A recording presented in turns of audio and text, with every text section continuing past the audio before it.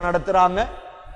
மதரசா நடத்துறவங்கள்ட்ட எவ்வளவு தக்குவா இருக்கும், ஓதுற பிள்ளைகள்ட்ட எவ்வளவு தக்குவா என்றா மதரசா நடத்துறவங்கள்ட்ட எவ்வளவு பயம் இருக்கும். சின்ன பயம் இல்லை, அவங்க தான் ஊர்ல பயந்தவங்க. இது அரசியல் கூடம் அல்ல, மதரசாக்கள். அவங்க தான் அல்லாஹ்ட பயத்தால் அழுறவங்க, முன்சஃப்ல தொழுறவங்க, சுன்னத்துகளை பின்பற்றுறவங்க. நேத்து இஸ்மாயில் மௌலவியுடைய ஜனாசா எல்லாம் கேள்விப்பட்டிருப்பீங்க, நாங்களும் போயிருந்தோம். எத்தனை மதரசா உருவாக்கினவர்.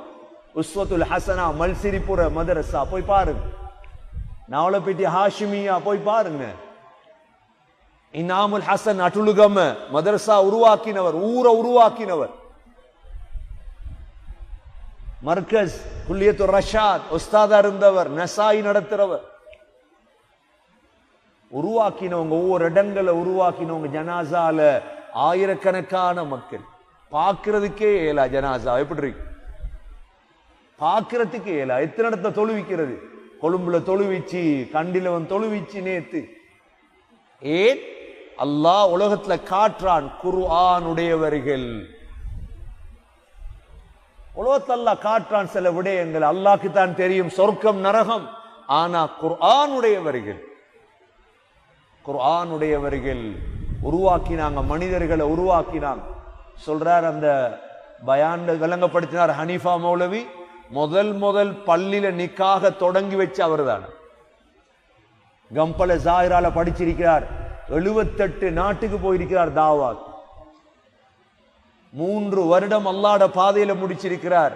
இந்தியா, பாகிஸ்தான்ல, அரபு நாடுல, அமெரிக்கால 3 வருடம் அல்லாஹ்ட பாதை, 78 நாடுகள் போயிருக்கிறார். பாரி ஒரு சேவையை செஞ்சிட்டு கபராளி ஆயிட்டு.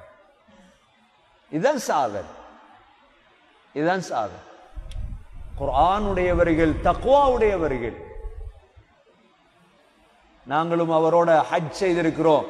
நடந்துதான் ஹஜ் செய்வார், நடந்துதான் ஹஜ் செய்வார்.